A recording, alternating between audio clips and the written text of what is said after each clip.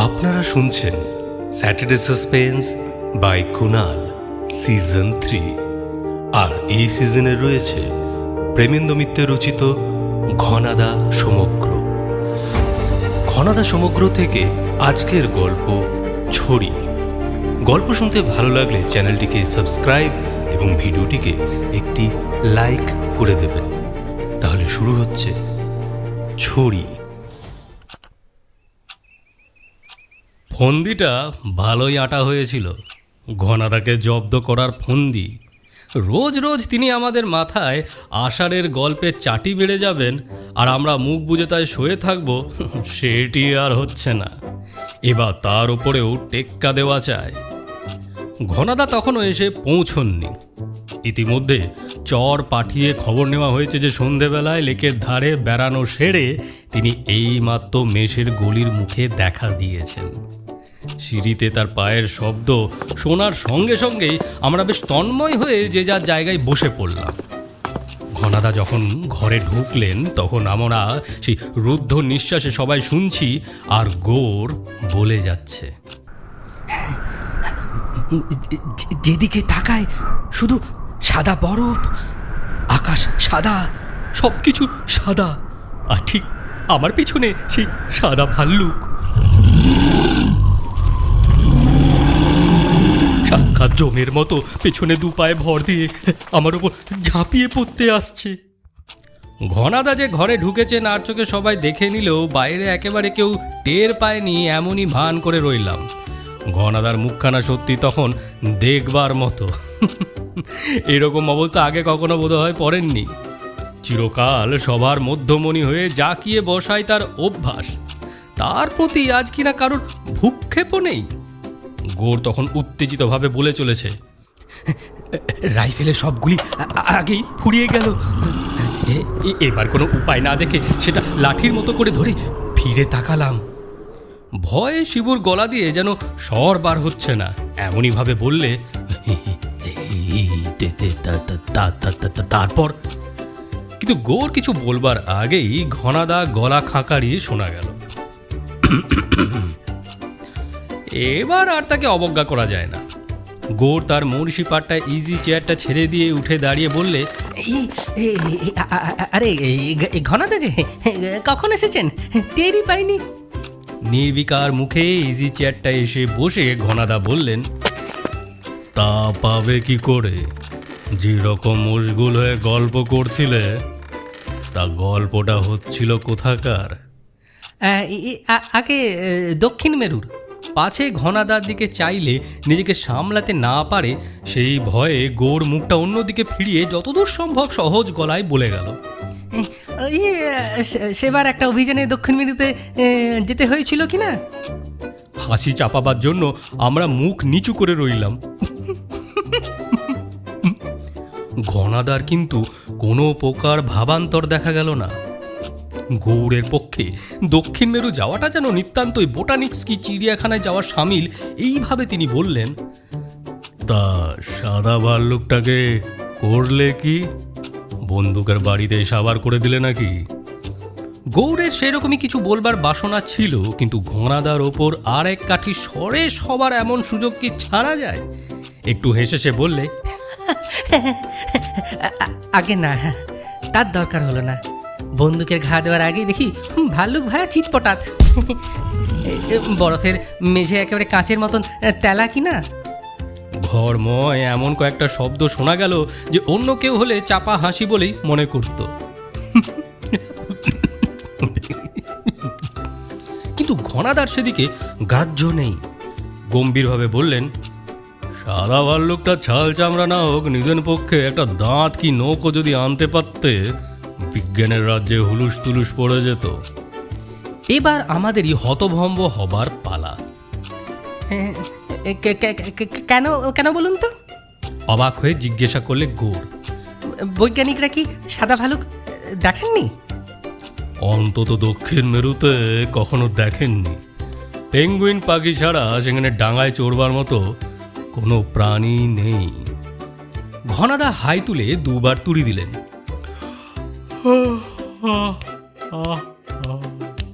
এমনভাবে জব্দ হব ভাবিনি। কথাটা তাড়াতাড়ি ঘুরিয়ে দিয়ে শিবু জিজ্ঞেস করলে, দক্ষিণ মেরুতেও গিয়েছিলেন আপনি? হ্যাঁ, গেছিলাম একবার। যা গরম! এবার আমাদের চোখ কপালে উঠল। ঘনাদাকে আমরা চিনি, তবু তার মুখে দক্ষিণ মেরুতে গরম শুনে খানিকক্ষণ মুখ দিয়ে কথা বেরোলো না। শুধু বললাম, দক্ষিণ মেরুতে গরম? হ্যাঁ, গরম বলে গরম। কবে সেখানে গরমে গলে পচে মরতাম, ভাগ্যে সেই ছড়িটা ছিল। ঘনাদার হাতের ছড়িটা যেন আমাদের দিকেই দুবার আস্ফালন করলেন। আমাদের আর কিছু বলতে হলো না। ঘনাদা শিশিরের দিকে ফিরে বললেন, কই হে, একটা সিগারেট ধার দাও না। ঘনাদা আবার হিসেবের ভুল হবার জো নেই, শিশিরের কাছে সিগারেট নিয়ে ধরিয়ে বললেন,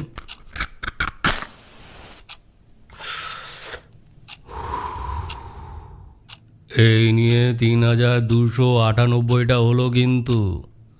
তারপর সিগারেটটা একটা শুকটান দিয়ে শুরু করলেন।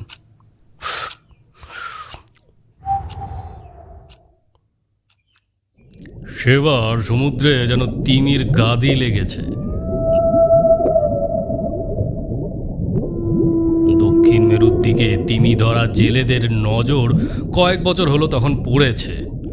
অবাধ বেপরোয়া তিমি শিকারের দরুন উত্তর অঞ্চলে তিমি প্রায় নিঃশেষ হওয়ার ফলেই দক্ষিণ দিকে ইংরেজ, নাইজেরিয়ান, জাপানি আর আর্জেন্টাইন জেলেরা হানা দিতে শুরু করে বটে, কিন্তু দক্ষিণ মেরু অঞ্চলেও এত তিমি এর আগে কখনো দেখা যায়নি। নেহাত আনাড়ি জেলে জাহাজও সেবার তিমির চর্বিতে বোঝাই হয়ে ঘাঁটিতে ফিরেছে। তুখোড় তিমি শিকারীদের তো কথাই নেই। আমার জাহাজ যে তিমির চর্বিতে বোঝায় তা বোধহয় আর বলতে হবে না। নরওয়ের এক জেলে জাহাজ আধা আধি বখরায় বন্দোবস্ত করে আর সব দল থেকে আলাদা হয়ে ক্যাম্পবেল দ্বীপে তখন আমরা ঘাঁটি করেছি। আমার বখরাদারকে আমি সেন বলে ডাকি, তবে সে বাঙালি নয়, নরওয়ের লোক। পুরো নাম ওলাফ সোরেনসেন। আমি তাকে ছোট করে নিয়েছি সেন বলে। সেন পাকা তিমি শিকারী। ২০ বছর ধরে উত্তর দক্ষিণের দুই মেরুর হেন যাতে তিমি নেই সে শিকার করেনি। দূর থেকে শুধু তিমির নিঃশ্বাসের ফোয়ারা দেখে সেই নরওয়াল না স্পাম, কুঁজো না নীল তিমি বলে দিতে পারে। আমাদের জাহাজের নাম আমি রেখেছিলাম যমুনা। জাহাজ বললে অবশ্যই একটু ভুল বোঝানো হয়। মাত্র ৪০০ টনের বড় স্টিমার, মোট ১৭৫ ফুট লম্বা। তবে তিমি ধরা জাহাজের মধ্যে একেবারে সেরা আর সবচেয়ে হাল ফ্যাশনের। এই পিলাজিক জাহাজে তিমি ধরে চর্বি চড়াবার জন্য আর ঘাঁটিতে বয়ে নিয়ে যেতে হয় না। জাহাজের খোলের ভেতরেই সব বন্দোবস্ত আছে। আমাদের জাহাজে মাঝি মোল্লা নিয়ে লোক সব শুদ্ধ আমরা ১৮ জন। সেন জাহাজের কাকের বাসা অর্থাৎ মাস্তুলের ওপরকার পাহারা মাচায় দূরবীন ধরে সমুদ্রের তিমির সন্ধান করে, আর আমি হারপুন ছোড়া কামান চালাই। আমাদের জাহাজে সম্পূর্ণ আধুনিক ভেন্ড ফয়েন হারপুন কামান বসানো। তা থেকে ৪ ফুট লম্বা ১.৫ মণ ওজনের হারপুন বিদ্যুৎ গতিতে তিমির গায়ে গিয়ে বেঁধে। সে হারপুনের মাথায় আবার ছোট্ট বোমা গাঁথা। একবার ঠিক মতন তাক করতে পারলেই তিমির গায়ে বেঁধবার ৩ সেকেন্ডের মধ্যে সে বোমা ফেটে গিয়ে তিমিকে কাবু করে ফেলবেই। ডিসেম্বর মাসের শেষ। তিমি ধরার মরশুম প্রায় শেষ হয়ে এসেছে। আর কিছুদিন বাদেই দক্ষিণ মেরুর শীত চরমে নামতে শুরু করবে। আমাদের জাহাজ তিমির চর্বির ভারে ডুবুডুবু। যা চর্বি আমরা পেয়েছি তাতে বছর ৩ দু হাতে খরচ করেও রাজার হালে বসে বসে আমরা কাটাতে পারব। সেন রোজ তাই ফেরার জন্য পেড়াপিড়ি করে, কিন্তু আমি কিছুতেই রাজি নই। সেদিন সকালবেলা কাকের বাসায় পাহারা দিতে দিতে সেন হঠাৎ নিচে নেমে এলো। আমি তখন একজন খালাসিকে দিয়ে হারপুন কামানটা পরিষ্কার করাচ্ছি। সেনকে দেখে একটু অবাক হয়ে বললাম, নেমে এলে যে বড়, এইটুকুর মধ্যে বড় কোনো শিকার যদি ফসকে যায়? ফসকে গেলে ক্ষতিটা কি? সেনের মুখ বেশ বিরক্ত।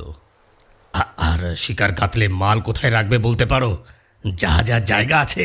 সেনের বিরক্তি দেখে একটু হেসে বললাম, আমি যে শিকারের সন্ধান করছি তার মাল রাখবার যথেষ্ট জায়গা এখনো জাহাজে আছে। আর সে মালের কাছে তোমার জাহাজ ভর্তি চর্বি নেহাত তুচ্ছ।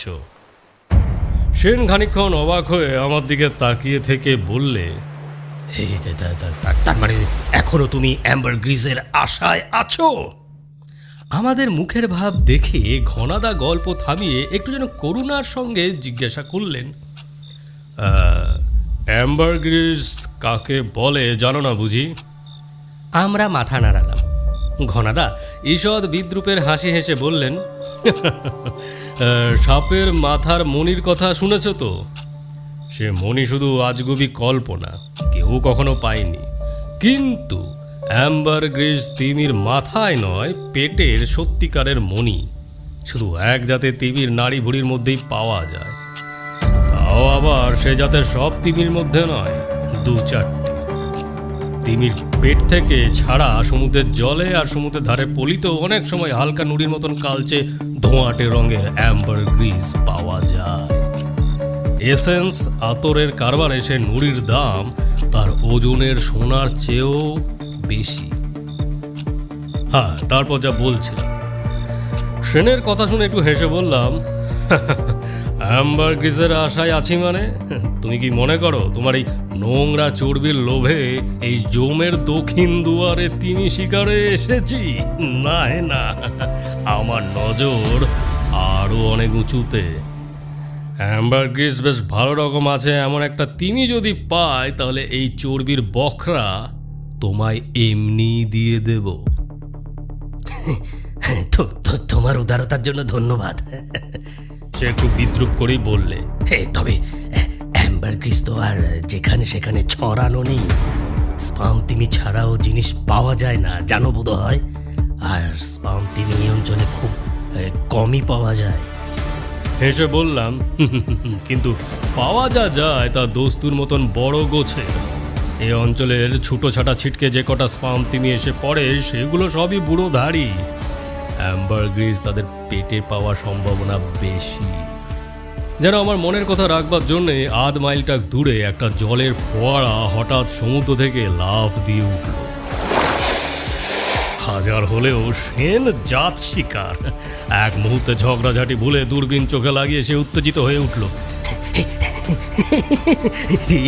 তিমি তিমি স্পাম তিমি স্পাম তিমি, সমুদ্র দেবতা তোমার কথা শুনেছে দাস, শুনেছে তোমার কথা। আর ভাবনা নেই, আর ভাবনা নেই। হায় হায়, সমুদ্র দেবতার মনে কি ছিল তখন যদি জানতাম। উত্তেজনার ঝোঁকে সেন দূরবীন ছেড়ে তখন হারপুন কামানে হাত দিয়েছে। আমি বাধা দেওয়ার আগেই প্রচণ্ড শব্দে ভেন্ড ফয়েন কামানের হারপুন ছুটে বেরিয়ে গেল। সেন এমনিতে বেশ ভালো শিকারী, কিন্তু উত্তেজনায় তার টিপ তখন বুঝি খানিকটা নষ্ট হয়ে গেছে। বোমা মুখো হারপুন তিমিটা গায়ে না লেগে কাছাকাছি পড়ে ফেটে গেল। আর তাইতেই হলো সর্বনাশ। সঙ্গে সঙ্গে একটা ফোয়ারা ছেড়ে তিমিটা এমন ডুব মারল যে আর পাত্তাই নেই। কিন্তু আমরাও তখন নাছোড়বান্দা। এত বড় একটা স্পাম তিমি সন্ধান পাওয়ার পর আমরা তাকে বেহাত হতে দিই? যত গভীর জলে ডুব দিক না কেন, বাঁচা ধনকে নিঃশ্বাস নিতে দূরে হোক কাছে হোক কোথাও উঠতেই হবে। খুব বেশিক্ষণ ডুবে থাকাও তার চলবে না, কারণ আমাদের হারপুনের হুমকিতে ভালো করে নিঃশ্বাস নেবার ফুরসত আর মেলেনি। তিমিরা নিঃশ্বাস নেবার পর বহুক্ষণ ডুবে থাকতে পারে বটে, কিন্তু পুরোপুরি দম নেওয়া তাদের একেবারে সারা হয় না। জল থেকে হাওয়া এসে তারা বার কয়েক ফোয়ারা ছেড়ে নিঃশ্বাস নিয়ে তবে আবার অনেকক্ষণের জন্য ডুব মারে। এ বেচারাকে কিন্তু একটিবার ফোয়ারা ছেড়ে তাড়াহুড়ো করে ডুব দিতে হয়েছে। সুতরাং সাধারণ অবস্থায় মিনিট 45 ডুব মেরে থাকা সম্ভব হলেও এখন মিনিট 10-15-র বেশি জলের তলায় থাকতে সে পারবে না। সেনকে কাকের বাসায় পাঠিয়ে হারপুন কামান ধরে আমি সজাগ হয়ে দাঁড়িয়ে রইলাম। সারিং আমার হুকুম মতো তখন মাইলখানেক ব্যাস ধরে জাহাজটাকে চক্কর দেওয়াতে শুরু করেছে। কিন্তু স্পাম তিমি নয়, নিয়তি ওই ছদ্মবেশে আমাদের নাকাল করতে এসেছে কি করে বুঝবো। তিমির দেখা আমরা আবার কেন অনেকবার পেলাম, কিন্তু সে যেন মন্ত্রপড়া তিমি। হারপুন দিয়ে তাকে কিছুতেই ছুতে পর্যন্ত পারা গেল না। সে যেন ভেল কি জানে। হারপুন কামান থাকে জাহাজের সামনে দিকে, তিমিটা যেন তা জেনেই প্রত্যেকবার ঠিক জাহাজের পেছন দিকে ভেসে ওঠে। জাহাজ ঘুরিয়ে ভালো করে তাকে তাক করবার আর সুযোগ মেলে না, তার আগে সে ডুব দেয়। 2-4 বার এমন করে ফোঁসকাবার পর হঠাৎ আমাদের হারপুন কামানটায় গেল আশ্চর্যভাবে বিগড়ে। কামান মেরামত যতক্ষণ না হয় ততক্ষণ তিমিটাকে নজরে রাখা ছাড়া আর আমাদের কোনো উপায় নেই। তিমিটা যেন আমাদের মতলব বুঝে তখন ক্রমশ আরও দক্ষিণে পাড়ি দিতে শুরু করেছে, কিন্তু আমরাও তখন মরিয়া হয়ে উঠেছি। হারপুন কামান ঠিক যদি না হয় তাহলে হাতে ছোড়া হারপুন দিয়েও আগেকার যুগে তিমি শিকারীদের মতো তাকে আমরা ধরবই, এই আমাদের পণ। কিন্তু সে পণ রক্ষা আর হলো না। 2 দিন 2 রাত্রি তার পিছু পিছু ধাওয়া করে আমরা তখন মেরু বৃত্তের দিকে অনেকখানি এগিয়ে গেছি। হঠাৎ তারপর এলো ঝড়। দক্ষিণ মেরু অঞ্চলের ঝড় কি বস্তু এখানে কল্পনাই করা যায় না। ঘন্টায় 100 মাইল ঝড়ের বেগ সেখানে নেহাত স্বাভাবিক ব্যাপার। কোথায় রইল তিমির শিকার? নিজেদের জাহাজ বাঁচাতে তখন আমাদের প্রাণান্ত। কদিন রাত্রি যে ঝড়ের সঙ্গে জুঝলাম খেয়ালই নেই।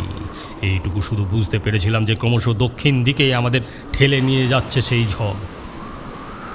তুষার ঝড়ে এদিক বিদিক অন্ধকার, তারই ভেতর উত্তাল সমুদ্রের ঢেউ আর পাহাড়ের মতন বিরাট সব বরফের স্তূপ প্রতি মুহূর্তে যেন আমাদের পিষে ফেলবার জন্য ষড়যন্ত্র করছে। সেই ষড়যন্ত্র শেষ পর্যন্ত সফলই হল। কয়েকদিন ঝড়ের সঙ্গে অবিরাম যুদ্ধের পর বিরাট এক বরফের পাহাড়ের সঙ্গে ধাক্কা লেগে আমাদের জাহাজ চৌচির হয়ে গেল।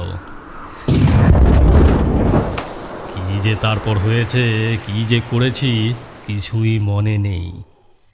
জ্ঞান যখন হলো তখন দেখি বিরাট এক তুষার প্রান্তরের ওপর পড়ে আছি। চোখ মেলতেই মনে হলো কেতাদুরস্তভাবে ডিনার স্যুটের সাদা শার্ট কালো কোট পরা কজন ভদ্রলোক যেন আমায় নিবিষ্ট মনে দেখছে। চোখের খোর একটু কাটবার পর বুঝলাম কোট প্যান্ট পরা ভদ্রলোক নয়, সেগুলো পেঙ্গুইন পাখি। পেঙ্গুইনরা এই তুষার রাজ্যে মানুষ কখনো দেখেনি।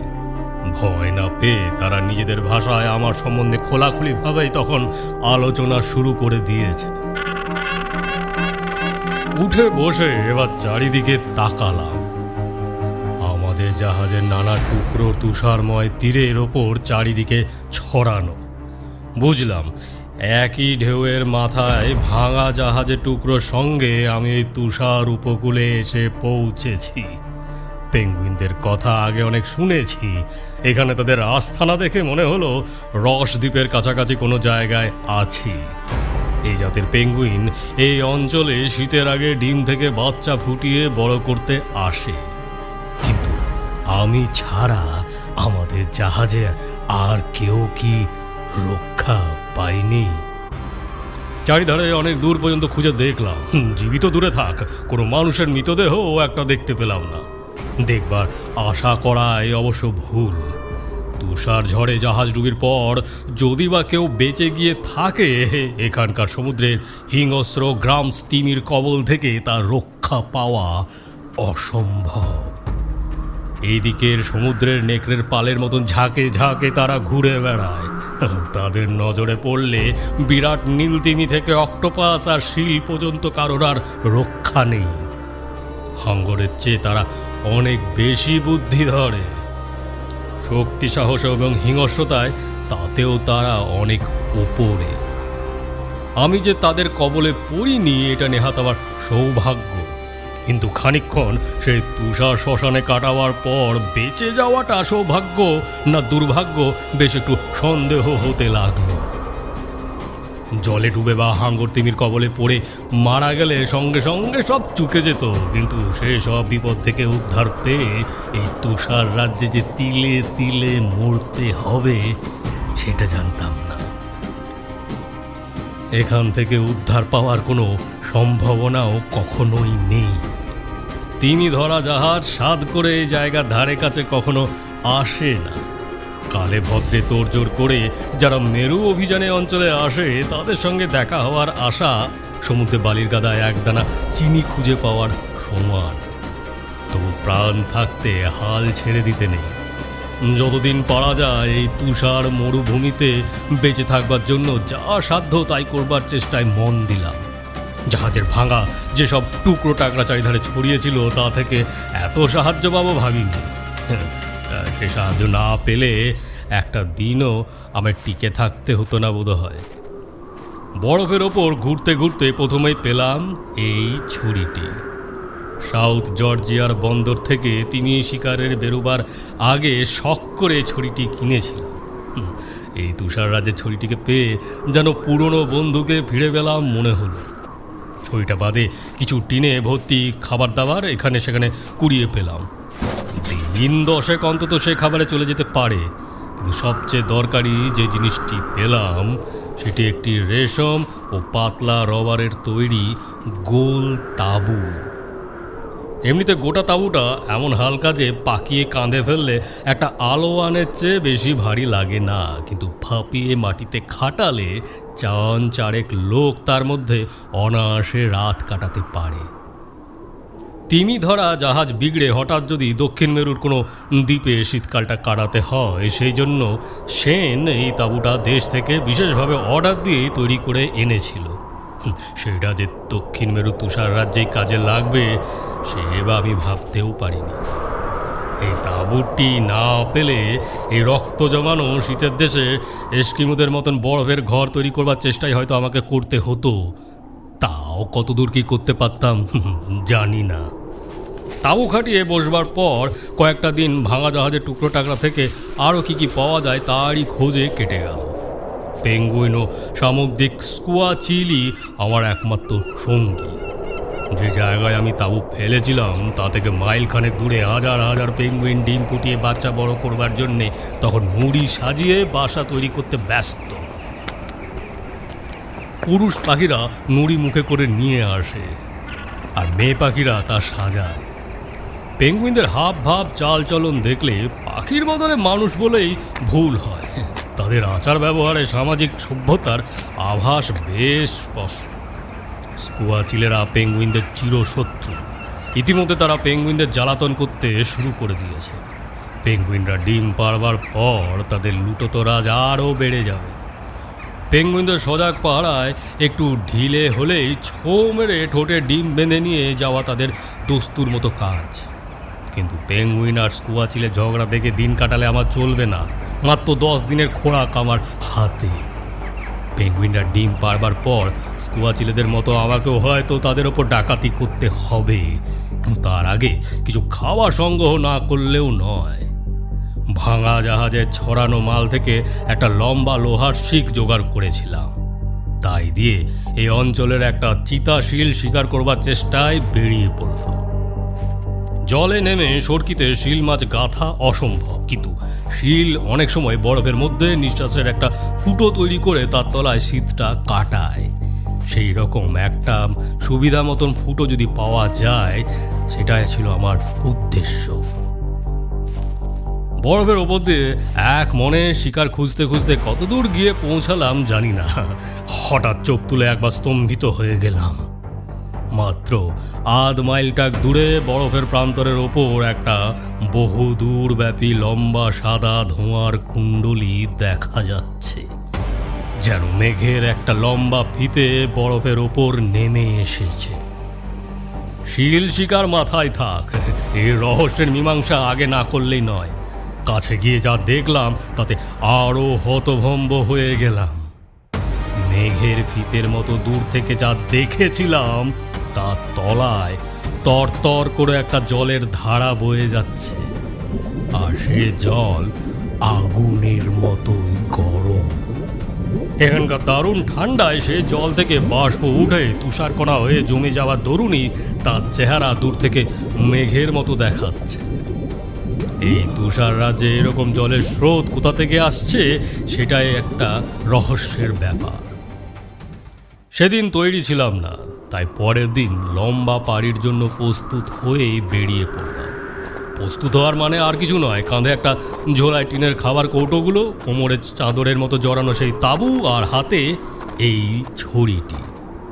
যদি দরকার হয় যেখানে খুশি তাঁবু খাটিয়ে রাত কাটাতে পারবো, এই জন্যই এইসব নেওয়া। ঘন্টা চারেক বরফের ওপর দিয়ে হাঁটবার পর গরম জলের স্রোতের রহস্য পরিষ্কার হয়ে গেল বটে, কিন্তু যা দেখলাম সে আরেক বিস্ময়। সামনে তুষার প্রান্ত ঢালু হয়ে ওপরের দিকে উঠে গেছে, আর তারই মাঝে আকাশে মাথা তুলে দাঁড়িয়ে আছে এক খাড়া পাহাড়ের চূড়া। পাহাড় এখানে চারিদিকে, কিন্তু সেগুলি আগাগোড়া বরফে ঢাকা। কিন্তু এই পাহাড়ের গায়ে শুধু ন্যাড়া পাথর ছাড়া একটি বরফের কুচিও নেই। এই পাহাড়ের নিচের দিকে একটা গুহা থেকে ফুটন্ত গরম জলের স্রোত বেরিয়ে আসছে, তাই বলা বাহুল্য।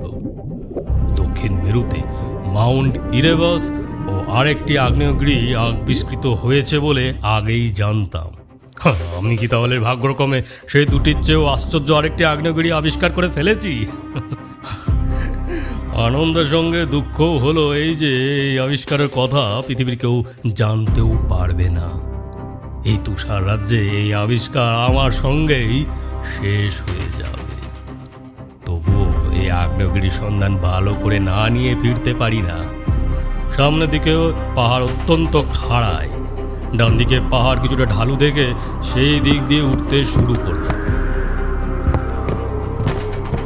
ওপরে গিয়ে যখন পৌঁছালাম তখন দক্ষিণ মেরুর এই সময়কার ছোট্ট রাত শুরু হয়ে গেছে। সন্তর্পণে কিছু দূর যেতেই আগ্নেয়গিরির বিরাট মুখটার প্রান্ত দেখা গেল। সাধারণ আগ্নেয়গিরির চেয়ে এই পাহাড়ের হাঁ অনেক বেশি প্রকাণ্ড, কিন্তু ঠিক মুখটার কাছে ওটা কি প্রাণী? দক্ষিণ মেরুতে পেঙ্গুইন ছাড়া ডাঙায় চড়বার মতন আর কোনো প্রাণী নেই জানি। এই বিশাল প্রাণীটা তাহলে এলো কোথা থেকে? আবছা অন্ধকারে সেটাকে প্রকাণ্ড একটা পাখি বলেই মনে হচ্ছিল, কিন্তু এত বড় আকারে কি পাখি থাকতে পারে এখানে? দক্ষিণ মেরু সম্রাট পেঙ্গুইনই সবচেয়ে বড় পাখি, কিন্তু সে পাখি তো কখনো এত বিশাল হতে পারে না। তাছাড়া সেই রকম পাখি একলা এ পাহাড়ের চূড়ায় কি করে আসবে? ভালো করে খোঁজ নেওয়ার জন্য সন্তর্পণে যে একটু এগিয়েছি, অমনি বিরাট পাখিটা হঠাৎ মুখ ফিরিয়ে কি একটা চিৎকার করে উঠল। পর মুহূর্তে হঠাৎ চমকা বা তরুণী হোক বা তলার পাথর সরে গিয়েই হোক, সে সশব্দে আগ্নেয়গিরির মুখের ভেতর গড়িয়ে পড়ল এবং এক লাফে তাকে ধরতে গিয়ে দেখলাম সঙ্গে সঙ্গে আমিও সবেগে নিচে গড়িয়ে যাচ্ছি। একেবারে নিচে এসে গড়িয়ে পড়ার পর যখন খুব বেশি না হলেও আরেক দিক দিয়ে অবস্থা যা হলো তা বর্ণনা করা যায় না। দারুণ গ্রীষ্মের দিনে দার্জিলিং থেকে শিলিগুড়ি নামলে যে অবস্থা হয় তা এর কাছে কিছুই নয়। পাহাড়ের ওপর ছিল দক্ষিণ মেরুর দুরন্ত শীত, আর পাহাড়ের এই গহ্বরের তলায় একেবারে যেন আফ্রিকার কঙ্গোর জঙ্গলের মতন দারুণ ব্যবসা গরম। সমস্ত শরীর জ্বলে গিয়ে যেন দম বন্ধ হয়ে মরে যাওয়ার জোগাড় হলো।